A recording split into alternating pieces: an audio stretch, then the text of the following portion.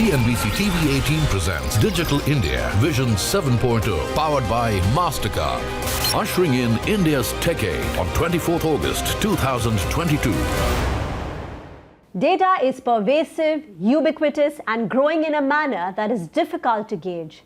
Humans every day are generating 2.5 quintillions of data bytes. Businesses are now fast turning this data deluge and converting it into meaningful information to make informed business decisions. According to IDC, 40% of the organizations will implement dedicated cloud services either on-premises, on-prem, or with a service provider's facility, pushing India's agenda of strengthening and making it a hub for cloud services. Network 18 has been at the forefront to highlight the success of Digital India's mission through its Digital India vision. Today, we have with us Puneet Chandok, President of AWS India and South Asia. Puneet, thank you very much for joining us. This Digital India mission has been a key enabler for improving the quality of life, for digitally empowering India's economy as well as society. Wanted to get your thoughts in as we start this conversation. Listen, Nima, first of all, thank you for having me. Absolutely thrilled to be here as part of the conversation with you today. Listen, hand on my heart, I truly believe Digital India mission is one of the most critical initiatives that this government has undertaken in the last, or any government in India has undertaken in the last decade. In my book, it's setting up India to be an even bigger power than we already are. And when I think of the impact of Digital India on Indians, there are three words that come to my mind. First is access, second is empowerment, and third is growth. And let me unpack each of these three for you. If you think about access, right, Digital India basically is the infrastructure highway that we've built, which is driving connectivity, innovation, and inclusion in India like never before. Right? It's putting the power of technology and information into the hands of 1.4 billion Indians. So it is truly the digital infrastructure, the highway. We've always have had potential as Indians, but I think with Digital India, we now have access. If you look at the numbers, right, over 900 million internet users in India, that's a penetration of over 60%. By the way, this number is projected to get to 1.3 billion, so we'll add 400 million users, which is more than the population of most countries in the world except India and China, right? So that's the scale of what we're building. By the way, 370 million of the internet users today come from rural areas, so it's broad-based. And with this, India is becoming an even stronger democracy, if you will, right? Because we're seeing democratization of technology, we're seeing democratization of talent, and we're seeing ultimately democratization of impact, right? So that's access. The second is empowerment, as I said. Today, Indian masses control their own destiny, right? They're not dependent on others. They're not operating in constraints. Anyone from a student sitting in a dorm in a small city in India or a farmer in rural India can truly access technology and build life-changing solutions. And it's not just about building solutions, right? If you look at some of the services that are available today, e-hospitals, which is revolutionizing healthcare in India, making it possible for every Indian to get access to healthcare. E-Pathshala, which is helping education get democratized across the country. We've got BHIM and Jan Dhan Yojana, again, remarkable successes, right? So across healthcare, education, financial inclusion, through Digital India, we're seeing empowerment of the nation. And these basic rights are now in the hands of our people, right? It's no longer a privilege to have these. It is truly in the hands of Indians. And then the third facet is growth. As Digital India and capabilities improve and connectivity becomes more and more mainstream, technology will quickly and radically change every sector of India's economy. Right, and it's not just for businesses, but even for individuals, right? And we're going to see more and more jobs being created. There's a recent McKinsey study which said we'll have 65 million, up to 65 million new jobs by 2025. That's a massive, massive number. And if I put all of these three together, access is the first step.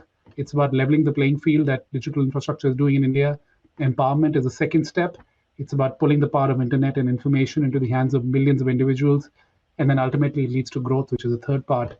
Growth for individuals and growth for the country, and that's how India moves forward. Puneet, how can digital technology become an accelerator to mushroom the growth of tech-based startups and unicorns in India?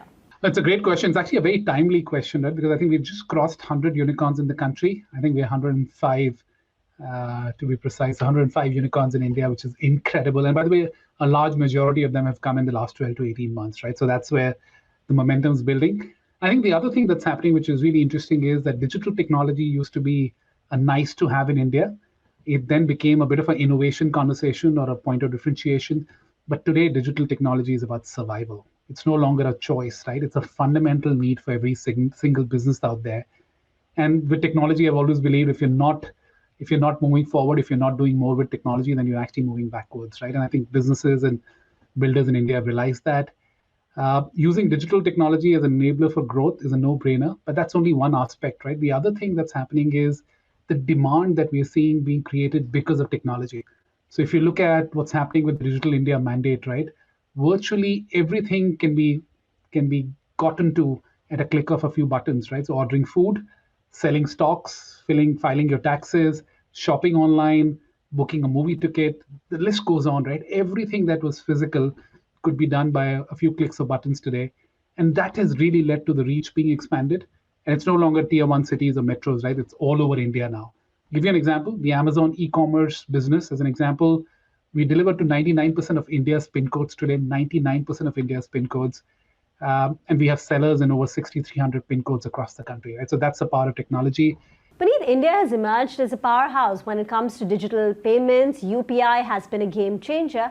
How can we replicate the success that we've seen in fintech to other areas, say like education, healthcare, public services? It's a great question again, Rima. And I was actually seeing some statistics on this recently, and I was astounded to say the least, right? It just, as of May 2022, India has made over 98 billion, and that's billion with a B, UPI transactions.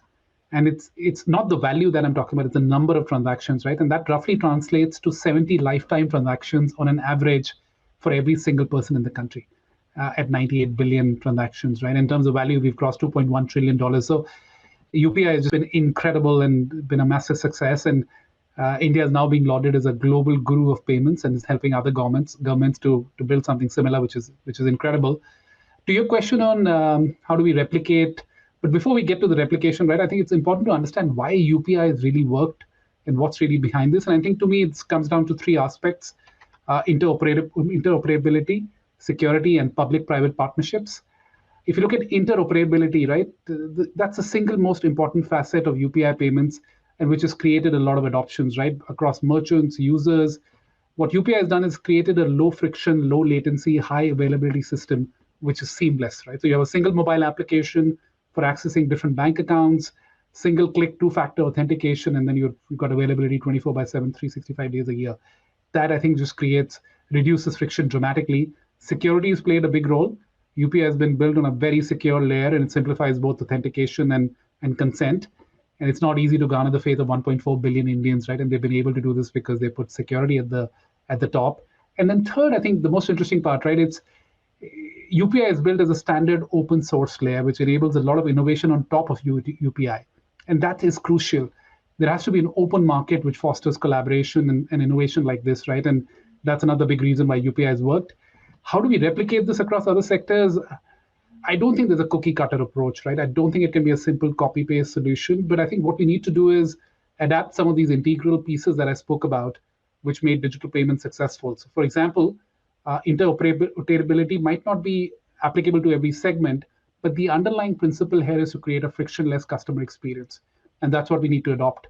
Security builds faith and trust in consumers across the board.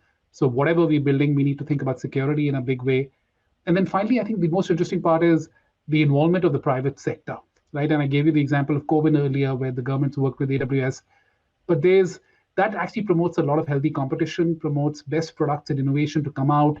It allows you to build scale. It allows you to build delightful customer experiences. And that's where the end users and the Indians benefit, right? So I would say that's what it'll take.